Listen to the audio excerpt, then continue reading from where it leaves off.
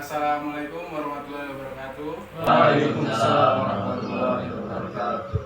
Alhamdulillahirrahmanirrahim. Assalatu wassalamu ala asyrofil anbiya'i wal mursalin wa ala alihi washabihi ajmain, amma ba'du.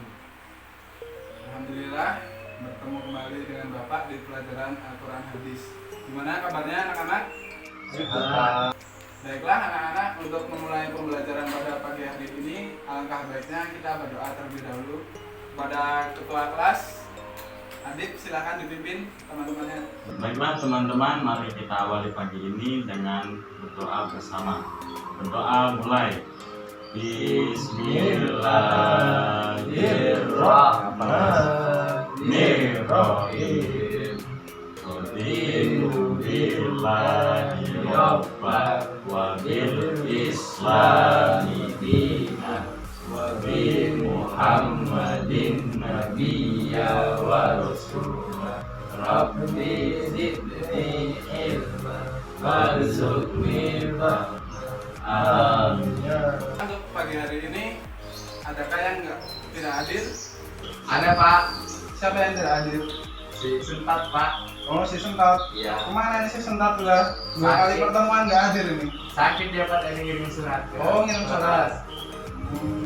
Anunya kecantol Pak, Oh, ke kantor. kakinya. Oh.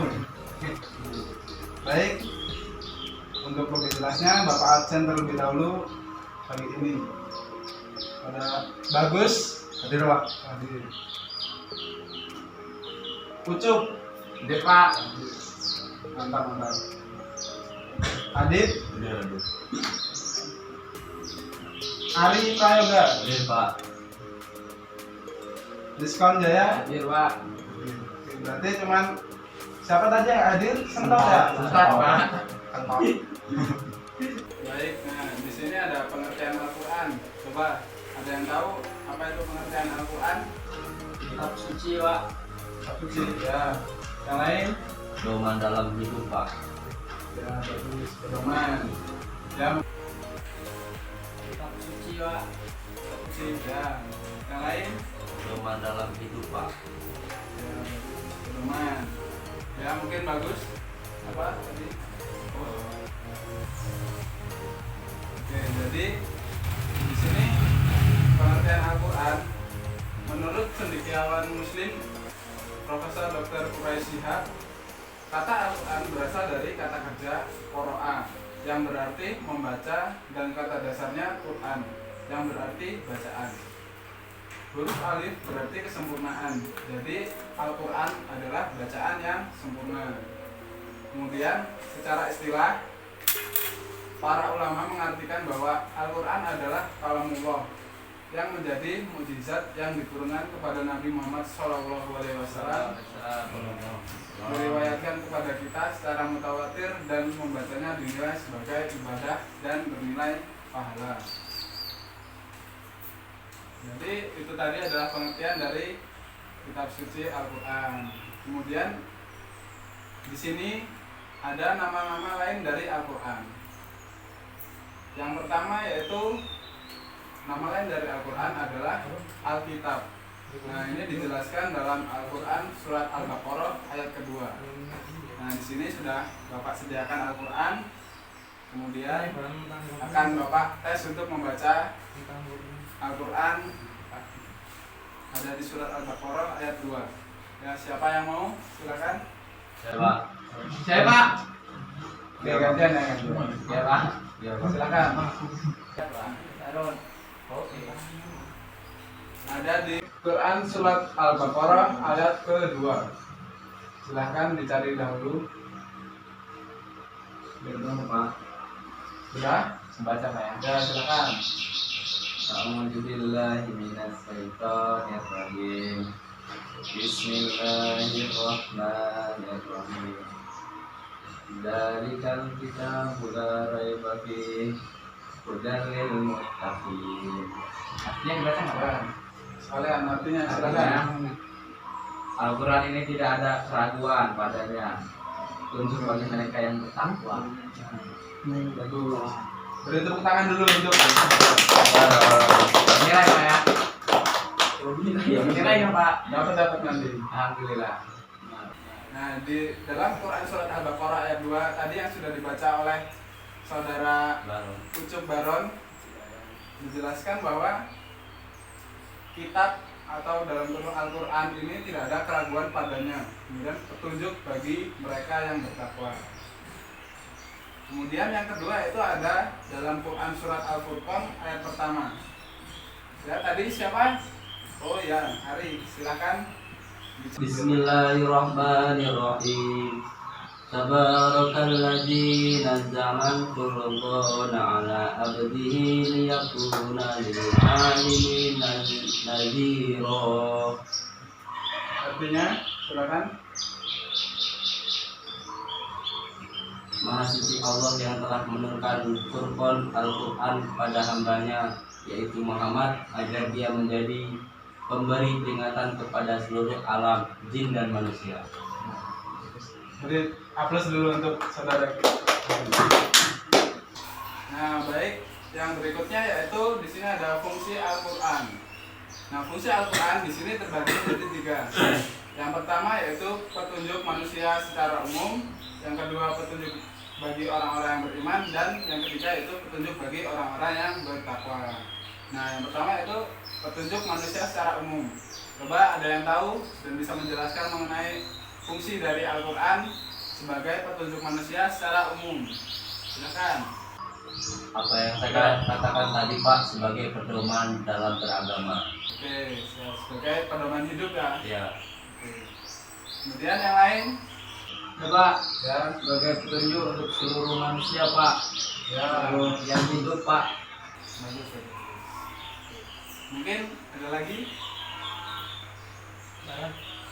Ada, Pak. Ada. Baik, nah di sini petunjuk manusia secara umum tentunya Al-Quran sebagai pedoman hidup, sebagai pegangan bagi umat Kanjeng Nabi Muhammad SAW. Dan petunjuk manusia secara umum ini sangat luas. Jadi sebagai kitab untuk kita semua sebagai umat manusia. Kemudian yang kedua yaitu petunjuk bagi orang-orang yang beriman. Nah, ada yang tahu coba yang lain? Apa fungsi Al-Quran sebagai petunjuk bagi orang-orang yang beriman? Ya, Pak. Oke, Ari silakan. Maksudnya petunjuk sebagai orang beriman itu maksudnya percaya bahwa Quran itu benar-benar ada dan itu kalamullah. Ya. Coba bagus, mungkin ada yang mau disampaikan? Belum. Ucup bareng mungkin Bapaknya berarti, Pak. ya, Pak. Baik, kalau begitu mungkin petunjuk bagi orang-orang yang beriman yaitu fungsi Al-Quran ini terkhusus untuk orang-orang yang beriman atau yang mempercayai bahwa Tuhan itu Maha Esa, dan fungsi dari kitab Al-Quran ini sebagai pedoman hidup pegangan bagi orang-orang yang beriman. Kemudian yang selanjutnya yaitu petunjuk bagi orang-orang yang bertakwa. Mungkin ada yang bisa menjelaskan lagi apa fungsi Al-Quran bagi orang-orang yang bertakwa? Coba Gantian dulu. Oh, yang lain. Coba saudara Jaya silakan. ya, petunjuk bagi orang-orang yang bertakwa itu, Pak, orang-orang yang melaksanakan perintah agama dan menjauhi segala larangannya, Pak. Yang lain mungkin Adit. Saya ngantuk, Pak. Tuh sudah ngantuk sepertinya, masih pagi ini udah ngantuk ini. Baik, jadi petunjuk bagi orang-orang yang bertakwa yaitu Al-Quran sudah menjadi pegangan hidup dan pedoman bagi orang-orang yang beriman. Jadi di sini petunjuk bagi orang-orang yang bertakwa itu orang yang sudah bertakwa itu tentu sudah beriman. Tapi yang beriman belum tentu bertakwa, karena bertakwa di sini berarti bahwa sudah menjauhi segala larangannya dan melakukan segala perintahnya. Baik, mungkin ada yang belum jelas apa yang sudah Bapak paparkan untuk materi dari pengertian Al-Quran, nama lain Al-Quran, dan fungsi dari Al-Quran. Silakan apabila ada yang ingin bertanya.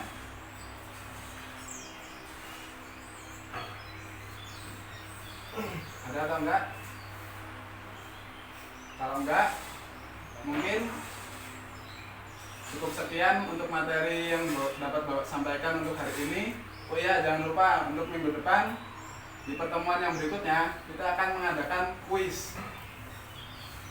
Nah, kuis ini yaitu seperti apa yang sudah Bapak sampaikan tadi mengenai dari pengertian Al-Quran, nama lain dari Al-Quran, dan fungsi-fungsi Al-Quran. Ya Pak. Oke, siap semuanya? Baik, terima kasih karena sudah menyimak apa yang sudah Bapak sampaikan. Mohon maaf apabila ada salah kata. Kepada Allah saya mohon ampun. Saya akhiri. Wallahul muwaffiq ila aqwamit thoriq. Wassalamualaikum warahmatullahi wabarakatuh. Waalaikumsalam warahmatullahi